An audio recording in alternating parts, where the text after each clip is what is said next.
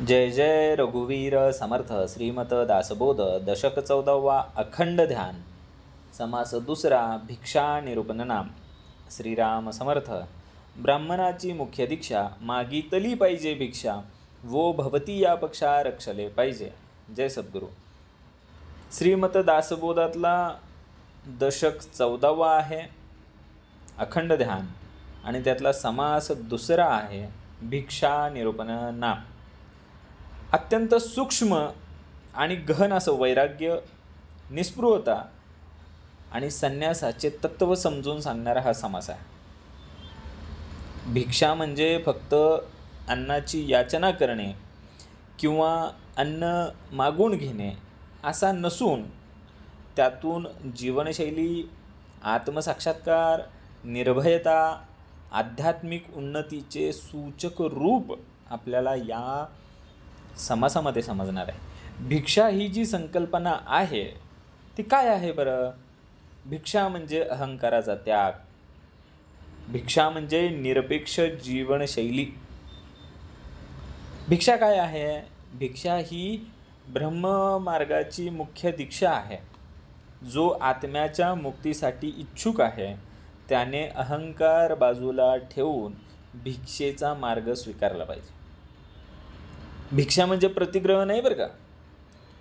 भिक्षा घेतल्याने आपल्याला कुठलंही ऋण होत नाही, आपण ऋणात पडत नाही, उलट आत्मशुद्धी होते. सज्जनाकडून घेतलेली भिक्षा तर अमृत प्राशनासारखी आहे. सात्विकतेचं तेज आपल्याकडे येतं. ईश्वर सुद्धा भक्तांकडून प्रेमभिक्षाच मागतो की हो. त्यामुळं ही क्रिया अपवित्र नसून सर्वोच्च आध्यात्मिक साधन आहे. भिक्षा ही निस्सीम स्वातंत्र्य देते.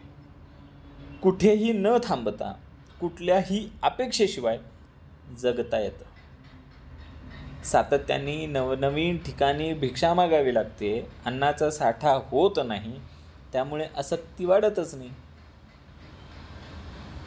त्यामुळे स्वातंत्र्याला बाधा येतच नाही. बरोबर.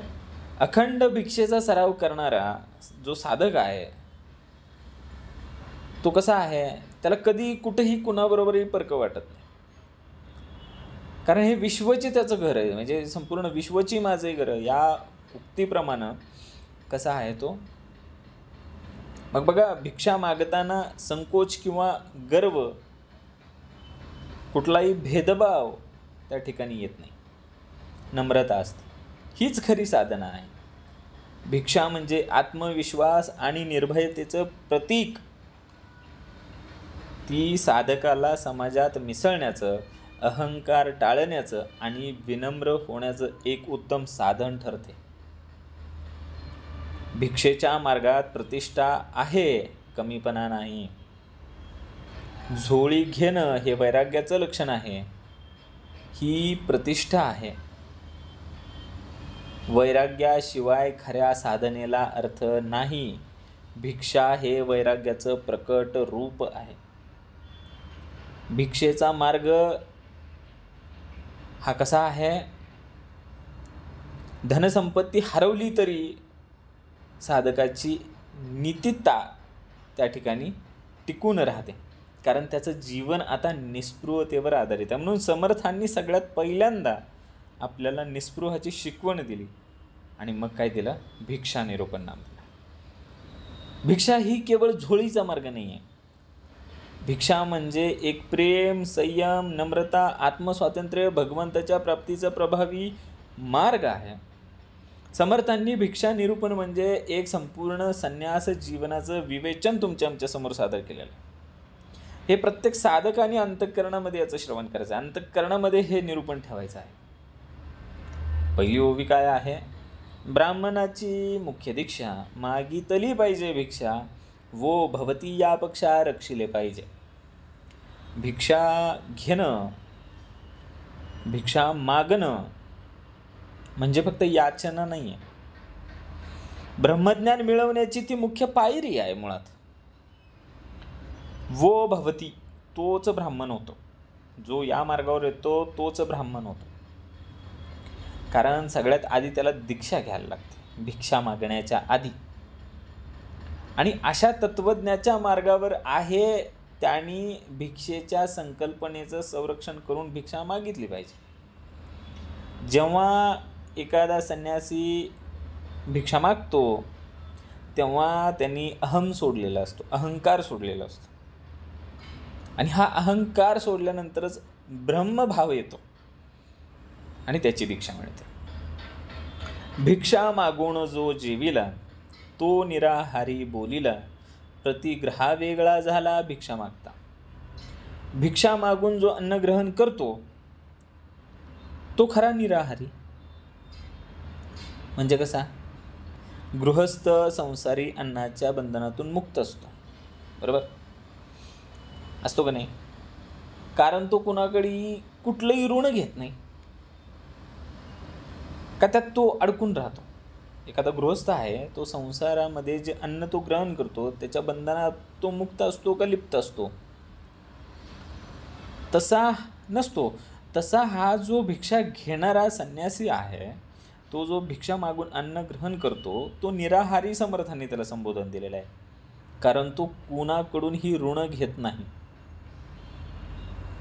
एखादा योगी दररोज नवनवीन लोकांकडून भिक्षा घेतो, त्याच्यामुळे त्याच्याशी कुणाबरोबरही ऋणानुबंध निर्माणच होत नाहीत. मग ऋणानुबंधच निर्माण होत नाही तर त्याच्यावरती ऋण येण्याचा प्रश्नच नाही. समजतंय का? बघा तिसरी ओवी. संता संत जे जन तेथे कोरांना मागून करी भोजन, तेने केले अमृत प्राशन प्रतिदिनी. उत्तमाची ओवी आहे. जे संत स्वभावाचे लोक आहेत, संत सज्जन आहेत, सात्विकतेकडे वळालेले लोक आहेत, यांच्याकडून जे कोरान्न मिळतं, सात्विक अन्न मिळतं, निस्वार्थ भावनेनं दिलेलं अन्न मिळतं, ते घेतल्याच्या नंतर ते अमृत प्राशना समान आहे. अगदी ते अमृतच आहे, प्रतिदिनी आहे. कारण ती भिक्षा जी आहे ती प्रतिदिनी मागितली जाते. आणि जर संत सज्जनांकडून जर ती भिक्षा मिळत असेल तर ती भिक्षा आता कोरांनाच्या रूपानं आपल्या देहामध्ये जात असेल तर ती नक्कीच काय आहे? अमृत प्राशन आहे. प्रतिदिनी दररोज अमृत प्राशन होते त्या साधकाचं. बघा, भिक्षाहारी निराहारी, भिक्षा नैव प्रतिग्रह, असंतो वपी संतो वा सोमपान दिने दिने. हा श्लोक आहे.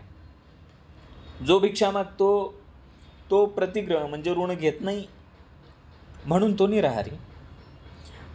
अशा भिक्षेचा अनुभव म्हणजे रोज सोमरस पिण्या इतकं आहे. भिक्षा म्हणजे प्रतिग्रह नाही, मुळात तिथे अहंकारच नष्ट व्हायला लागलाय. ईश्वर ही भक्ताकडून प्रेमाची भिक्षा मागतोच की हो. त्यामुळे भिक्षा ही सर्वोत्तम आहे. फक्त साधकच भिक्षा मागतो अशातला भाग नाही. ईश्वर सुद्धा भक्तांकडून प्रेमाचीच भिक्षा मागतोय हो. ईश्वरचा महिमा अनंत आहे, पण तोही भिक्षेचा मार्ग स्वीकारतोच ना. या श्लोकाचा अर्थ तसा होता. बघा आता पुढं. दत्त गोरक्ष आदी करुणी सिद्ध भिक्षा मागती जनी, निस्पृहता भिक्षेपासून प्रगट होय. हे जे सगळे सिद्ध पुरुष आहेत, दत्तात्रय, गोरक्षनाथ, हे जे सगळे सिद्ध पुरुष आहेत, यांनी सुद्धा भिक्षेचाच मार्ग पत्करला होता. आणि त्यातूनच त्यांच्याकडे काय आली? निस्पृहता आली आणि आत्मशुद्धी झाली. निस्पृहतेचा विकास झाला. सांगितलं ना आपल्याला, पहिला समास निस्पृह शिकवणच होती. मग ती निस्पृह शिकवण जी आहे ती विकसित होण्याच्यासाठी भिक्षा मागितली. बरं, ही भिक्षा कोणी मागितली? दत्तात्रय, गोरक्षनाथ आदी करुणी.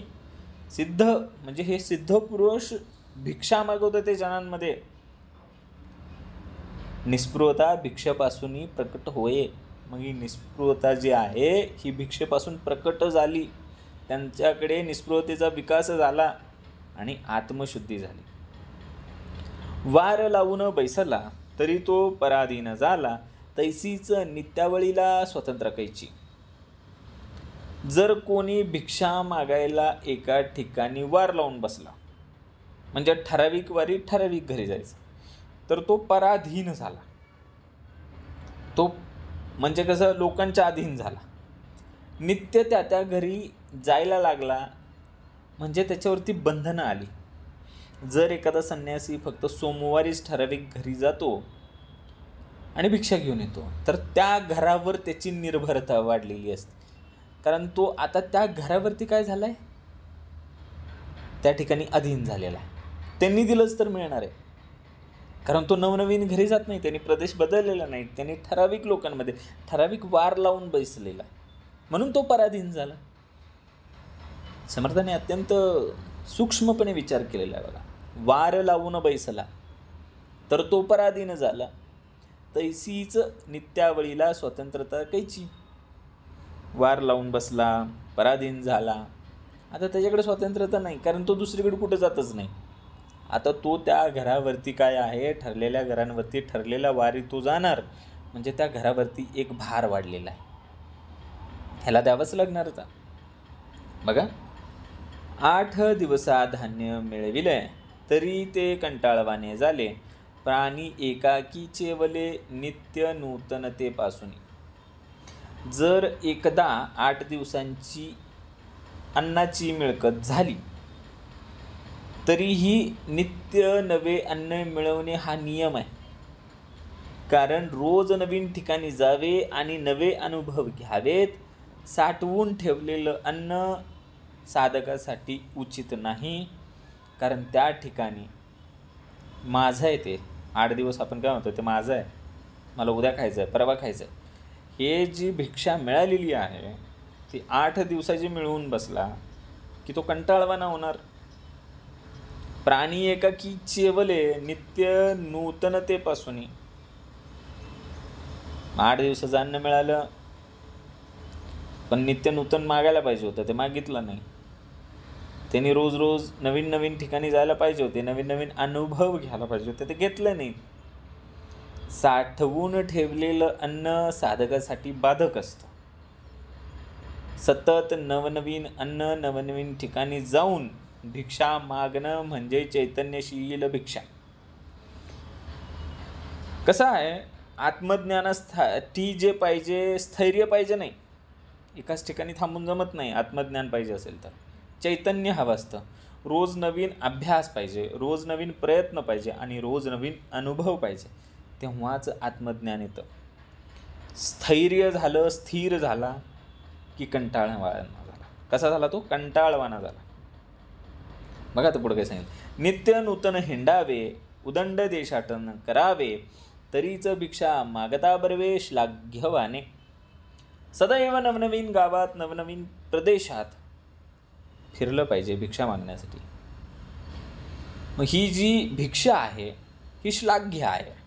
श्लाघ्य मनाच्या श्लोकात बऱ्याच वेळेस जातं, तर श्लाघ्याचा अर्थ आहे स्तुत्य आहे, त्याची स्तुती योग्य आहे.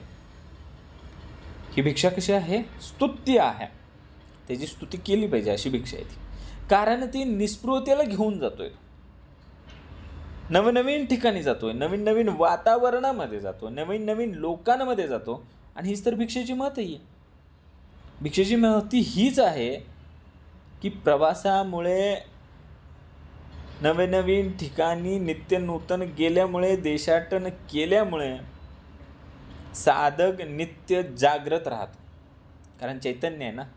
बघितलं आपण आधीच्या ओवीत, स्थैर्य आलं की कंटाळ येतो, आणि नित्य नूतन त्या ठिकाणी भ्रमण आलं की साधक कसा आहे, आता जागृत अवस्थेमध्ये आहे. त्यामुळं ती भिक्षा कशी आहे? श्लाघ्यवाने, अत्यंत सुंदर उभे. नित्य नूतन हिंडावे, उदंड देशाटन करावे, तरीच भिक्षा मागता बर्वे श्लाघ्यवाने. नित्य नूतन बाहेर पडला पाहिजे, देशाटन केलं पाहिजे, आणि मग ती भिक्षा जी मिळत आहे ती स्तुत्य आहे, श्लाघ्य भिक्षा आहे. बघा आता पुढं काय सांगितलं. भिक्षेचा अर्थ काय आहे? कुठल्याही एकाच जागेवरती, एकाच व्यक्तीवर अवलंबून न राहणे. बरोबर? मगाशी आपण बघितलं, तो ठराविक घरावरतीच निर्भर राहिला होता. असं नाही झालं पाहिजे. दररोज नवे अन्न, नवीन ठिकाण आणि नवा अनुभव ही चैतन्यशील जीवनशैली आहे. एकाच ठिकाणी गुंतून राहिलं नाही पाहिजे. असं समर्थांना अभिप्रेत आहे. बघा, अखंड भिक्षेचं अभ्यास तयास वाटेना परदेश, जिकडे तिकडे स्वदेश त्रिभुवनत्रय. हे जगच त्याचं कुटुंब आहे, हे त्रिभुवनच त्याचं कुटुंब आहे. जो भिक्षेचा अखंड अभ्यास करतो त्याला ती भूमी परकी वाटत नाही. कोणतीही भूमी असू द्या मग ती, साऱ्या भुवनामध्ये तो आपल्या आत्मभावाने मुक्तपणे फिरतोय, स्वतंत्र फिरतोय. भिक्षेचा उदंड सराव करणारा साधक कुठेही परका वाटत नाही. त्याचं सर्वत्र सहर्ष स्वागत होतं. कसं होतं? सहर्ष स्वागत होतं. कारण तो काय करतोय? अखंड भिक्षेचा अभ्यास करतोय. त्याला कुठलीही भूमी परकी नाही, ती कुठलीही भूमी ही परदेश नाही. जिकडे तिकडे त्याला स्वदेश दिसतो. अगदी त्रिभुवनात सुद्धा अवघे विश्वची माझे घर, चिंता वाहतो विश्वाची. येते लक्षात? एखादा साधक, एखादा भिक्षुक जिथे जाईल तिथं त्याला आपलेपणा वाटतो, सहर्ष स्वागत होतं तिथं. कारण तो देह आणि देवाशी बांधलेला नसतो. तो देहाशी बांधलेलाच नाही. बरोबर? आता बघा पुढं, भिक्षा मागता किरको नये, भिक्षा मागता लाजो नये, भिक्षा मागता भागो नये, परिभ्रमण करावे. भिक्षा मागताना किरकिर करू नये. मग कशी असते बघा किरकिर? संकोच येतो, लज्जा येते, भेदभाव येतो, द्वंद्व भाव येतो. हे नसलं पाहिजे. आत्मविश्वासाने आणि नम्रतेने जगभर भटकावे. भिक्षा मागताना कुणाचंही वय, वर्ण, रूप याचा विचार करूच नये. न लाजता भिक्षा मागता आली पाहिजे. खरा जो भिक्षुक आहे, खरा जो साधक आहे, जर तो भुकेलेला असेल तर तो कुणाकडूनही भिक्षा मागतो. कारण त्याच्यामध्ये अहम नसतोच. त्याच्याकडे आता भेदभाव उरलाच नाही, भेदच नाही. सगळं समान, सगळी भूमी समान आहे, सगळी लोक त्याच्यासाठी समान आहेत. तर मग संकोच, लज्जा, द्वंद्व, भेद कशासाठी? म्हणून समर्थ कसं सांगतायत? भिक्षा करता किरको नये, भिक्षा मागता लाजो नये, भिक्षा मागता भागो नये, परिभ्रमण करावे. परिभ्रमणच करावं. आणि हे परिभ्रमण करत असताना त्या ठिकाणी किरको नये, लाजो नये आणि भागो नये. बघा, भिक्षा आणि चमत्कार चाकटती लहान थोर, कीर्तीवर्णी निरंतर भगवंताची. भिक्षेच्या चमत्कारिक परिणामांमुळे लहान मोठे सगळेजण कसे होणार आहेत? प्रभावित होणार आहेत. आणि यातून भगवंताची कीर्ती सदैव वाढत जाणार आहे. भिक्षेच्या मार्गात चमत्कार घडतात कारण तिथं अहंकार नाही, तिथं आहे ती फक्त ईश्वर कृपा. समर्थांनी स्वतः भिक्षेवर राहून महाराष्ट्रभर कीर्ती निर्माण केली. हा चमत्कार नव्हे तर काय आहे? स्वतः रामदास स्वामी त्या ठिकाणी भिक्षा मागत होते महाराष्ट्रभर. हे चमत्कारापेक्षा कमी आहे का? भिक्षा आणि चमत्कार चकाटती म्हणजे चक्क झाले लहान थोर, चकाटती. कीर्तीवर्णी निरंतर, होय, त्यांच्या कीर्तीचं वर्णन निरंतर होतंय. भगवंताची कीर्ती जी आहे ती सदैव वाढत चाललेली आहे. अरे हा चमत्कार काही कमी आहे का? बरोबर? भिक्षा म्हणजे कामधेनू, सदा फळ नव्हे सामान्यू, भिक्षेस करी जो अमान्यू, तो करंटा जोगी. भिक्षा म्हणजे इच्छापूर्ती करणारी कामधेनू आहे. ती फक्त अन्न देत नाही तर ती आत्मशुद्धी सुद्धा घडवते. जो भिक्षेला तुच्छ मानतो तो खोटा संन्यासी आहे. जो तिला आदर देत नाही तो करंट आहे, तो खोटा आहे. जो साधू किंवा भिक्षुक भिक्षेवर तुच्छ नजर टाकतो आणि ऐश्वर्य मागत बसतो. त्याला काय पाहिजे? भिक्षा. पण तो मागतोय काय? ऐश्वर्य. तर तो खरा आहे का? नाही, तो खोटा आहे. करंट आहे तो. जी व्यक्ती भिक्षेचा तिरस्कार करते ती आध्यात्मिकदृष्ट्या खोटी आहे. ज्याला झोळीची लाज वाटते त्याला मुक्ती मिळणार नाही. तो करंट आहे, तो खोटा आहे, डुप्लिकेट आहे. भिक्षेने ओळखी होती, भिक्षेने भरम चुकती, सामान्य भिक्षा मान्य करती सकळ प्राणी. भिक्षेमुळे लोकांबरोबर ओळखी व्हायला लागल्या, भ्रम दूर व्हायला लागले. साधी सरळ भिक्षा सर्व प्राणी स्वीकारतात. एखादा योगी घरात भिक्षा मागतो तेव्हा त्याचं जे मनोगत होतं तेव्हा त्याला वेगवेगळ्या लोकांचे स्वभाव समजायला लागतात. ओळख झाली की त्यांचं वृत्ती समजते, प्रवृत्ती समजते, स्वभाव समजतो, भाव समजतो आणि त्यातून त्याचे भ्रम, भिक्षेने भ्रम चुकती, भ्रमसुद्धा काय होतात? दूर होतात. बघा, भिक्षा म्हणजे निर्भय स्थिती, भिक्षेने प्रगटे महंती, स्वतंत्रता ईश्वरप्राप्ती, भिक्षा गुणे. भिक्षा कशी आहे? निर्भय स्थिती आहे. भिक्षा म्हणजे निर्भय स्थिती, काही गमवायचंच नाही, त्यामुळे भीतीच नाही. गमवायचं असतं तर भीती असती, त्यामुळं निर्भय स्थिती का आली? भिक्षा म्हणजे निर्भय स्थिती. माझं कुणी काही हिसकावून घेईल, मला कुणी लुटेल असा कुठलाही भावच नाही, गमवायचंच नाही काही आणि कमवायचंही नाही, त्यामुळं निर्भय स्थिती आली. त्यातून काय झालं? महंत झाला, म्हणजे मोठेपण आलं त्याच्याकडं. त्यातूनच काय झालं? मोठेपण प्रकट झालं. भिक्षेमुळे ईश्वरप्राप्तीची खरी स्वतंत्रता मिळाली. भिक्षा ही केवळ अन्न संकलन नव्हतीच मुळात, तर ती एक अंतर्गत यज्ञविधी होती. भिक्षेच्या निमित्ताने समाजाबरोबर संवाद झाला, अहम दूर झाला, निर्भय स्थिती आली, मोठेपण प्रकट झालं आणि काय झाले? त्या ठिकाणी ईश्वर प्राप्ती झालेली आहे. बरोबर? मुक्तावस्था.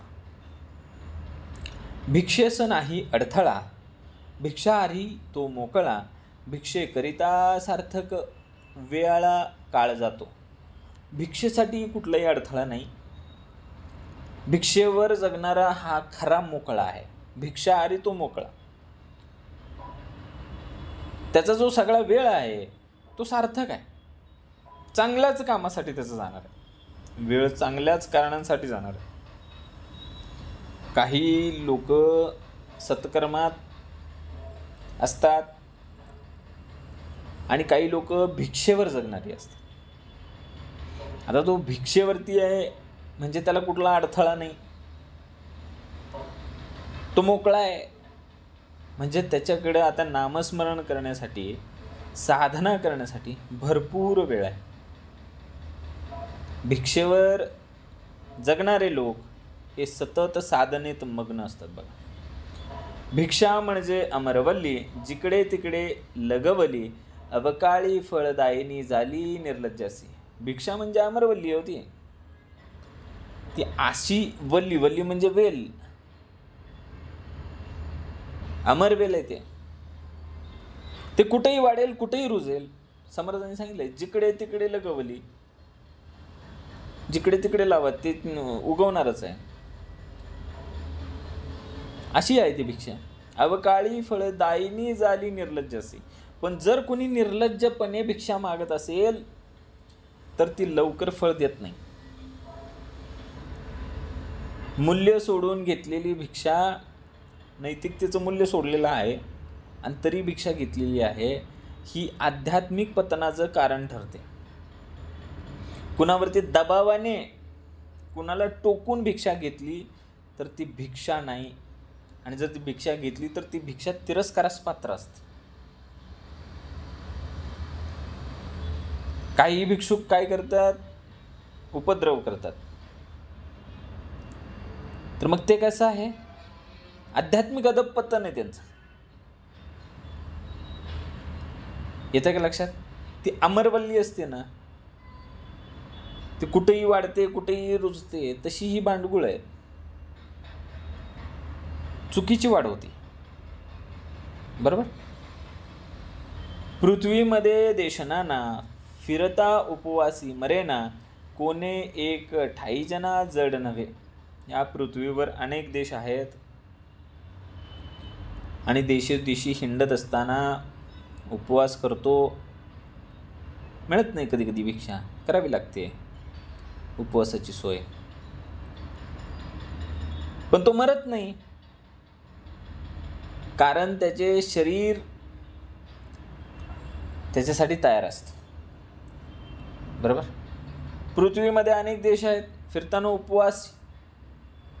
फिरता उपवासी मरेना, मग उपवास केला म्हणून मेला का?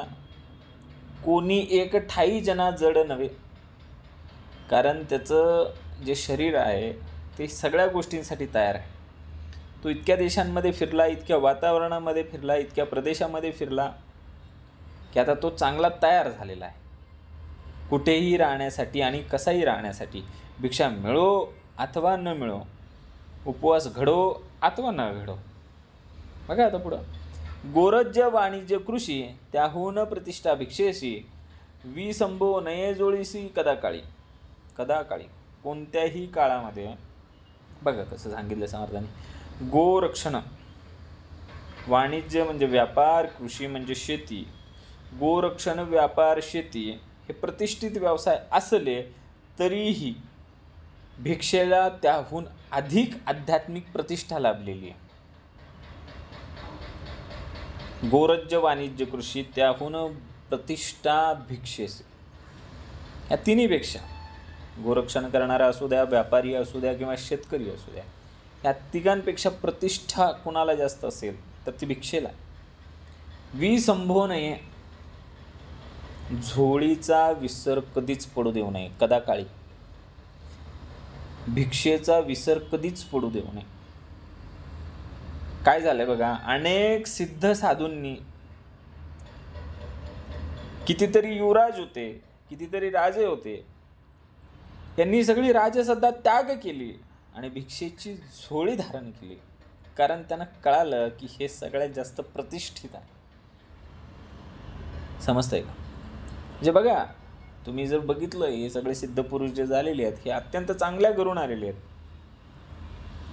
उत्तम त्यांचा थाटमाट होता, पण त्या सगळ्यांचा त्याग करून त्यांनी काय केलंय, झोळी धरली, भिक्षा मागितली, कारण त्यांना कळालं की गोरज्य वाणिज्य कृषी त्याहून प्रतिष्ठा भिक्षेसी, विसंभू नये जोळीसी कदाकाळी.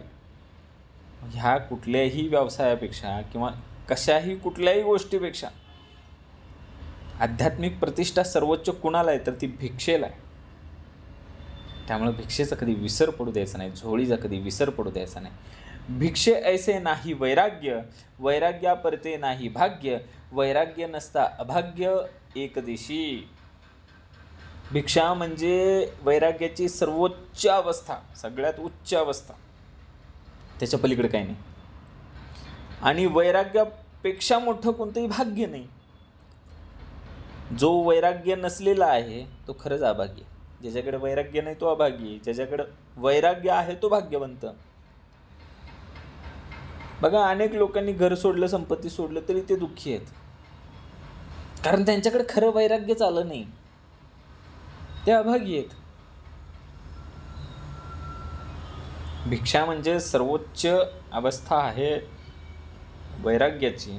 वैराग्यासारखं भाग्य नाही, आणि वैराग्य नसेल तर तो अभागी आहे, खोटा आहे, तो दुर्दैवी आहे. आणि ते आपण द्वैतात बघतो. अनेक लोक काय करतात, त्याग वरवरून करतात. तो त्याग असतो संपत्तीचा, घराचा, नातेवाईकांचा, कुटुंबाचा, पण वैराग्य नसतं, म्हणून ते दुःखी असतात. वैराग्या एवढं भाग्य कशातच नाही, हे समर्थांनी आम्हाला पटवून सांगितलं आहे. काही भिक्षा आहे म्हणावे, अल्पसंतोषी असावे, बहुता आणिता घ्यावे मुष्टी एक. भिक्षा घेताना अधिक लोभ ठेवायचा नाही, थोडक्यात अल्पसंतुष्ट व्हायचं. थोडक्या अन्नामध्ये संतोष आहे. तुम्ही तोषुणी दिलंय ना, बघा पसायदान सुद्धा कसं आहे, तोषुणी मज द्यावे, पसाय दान आहे. मागितलंय, माऊलींनी तसंच मागितलंय. आता विश्वात्मके देवे येणे वाग्यज्ञ तोषावे, तोषोणी मज द्यावे पसाय दान आहे. त्यांनी जेव्हा दान मागितलं ते पसाभरच मागितलं. किती मागितलं? अल्प, थोडंच. आणि समर्थांनी तर आपल्याला एक मुष्टीच सांगितलं, एक मुठभरच सांगितलं. भिक्षा घेताना कधीही जास्तीचा लोभ ठेवला नाही, थोडक्यात संतोष मानला. आणि जरी भरपूर दिलंच तरीही आम्ही मुठभरच घ्या. माऊली म्हणले पसाभरच द्या, म्हणून ते पसाय दान. पण ते कसं असावं? तोषोणी असावं, संतोषून असावं. मग संतोष कशात आहे? थोडक्यात आहे. समर्थ म्हणतात एका मुष्टीत संतोष आहे, माऊली म्हणतात एका ओंजळीत संतोष आहे.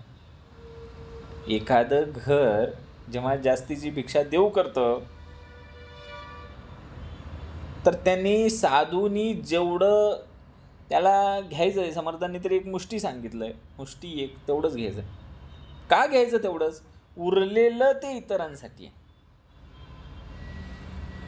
उरलेलं इतरांसाठी सोडून द्यायचं आहे. विश्वाच्या कल्याणासाठी मागितलेलं दान एका पशामध्ये येतं, म्हणजे एका ओंजळीमध्ये येतं. पसाय दान मध्ये जे पसा आहे ते युनिट आहे, काउंटिंग युनिट आहे. मग उरलेलं काय केलं माऊलींनी? इतरांसाठी सोडून दिलं. बघा आता पुढं, सुखरूप भिक्षा मागणे ऐसी निस्पृहतेचे लक्षणे, मृद वाग विळास करणे परम सौख्यकारी. म्हणजे कसं? कुणी आनंदाने सौम्य भाषेत भिक्षा मागतं, ती खरी निस्पृहतेची ओळख. भिक्षा, सुखरूप भिक्षा मागणे. कशी मागायची भिक्षा? बघा, आनंदाने मागायची, सौम्य भाषेत मागायची, ही खरी निस्पृहतेची ओळख. ही वृत्ती परमानंद देते आम्हाला. सौम्य भाषा आहे, नम्रता आहे, आनंद आहे त्यात. मृद वाग विळास करणे परम सौख्य करी. जर ती भिक्षा आनंदाने सौम्य भाषेत मागितली की तिथं निस्पृहतेची खरी ओळख येते आणि ती मागितल्यानंतर एक परमानंद प्राप्त होतो. जेव्हा एखादा भिक्षुक, एखादा संत, साधू नम्रतेने म्हणतो थोडंसं अन्न द्या, तेव्हा लोकही त्याला आदराने देतातच, मिळतंच. कारण देणाऱ्याला आणि घेणाऱ्याला दोघांनाही परमानंद प्राप्त होत असतो. बघा, अशी भिक्षेची स्थिती अल्प बोलिले येत मती, भिक्षा वाचवी विपत्ती होणार काळी. भिक्षेची ही जी स्थिती आहे ह्याचं थोडक्यात वर्णन सांगितलं. कारण वेळेवर अशी भिक्षा आपल्याला संकटापासून वाचवते. एखाद्याचं सर्व काही हरवलं पण त्याने जर भिक्षा स्वीकारली की त्याची आध्यात्मिक उन्नती साधलीच जाते. ही भिक्षेची स्थिती आहे. अल्प बोलले, थोडक्यात सांगितलंय. भिक्षा तुमची विपत्ती वाचवते, तुमच्यावरती येणाऱ्या संकटांपासून तुम्हाला वाचवते. कितीही वाईट काळ असू द्या, भिक्षा तुम्हाला त्यातून वाचवते. कसं आहे, समर्थ भिक्षेच्या निमित्ताने आम्हाला एक व्यापक आध्यात्मिक तत्वज्ञान आमच्यासमोर मांडतात.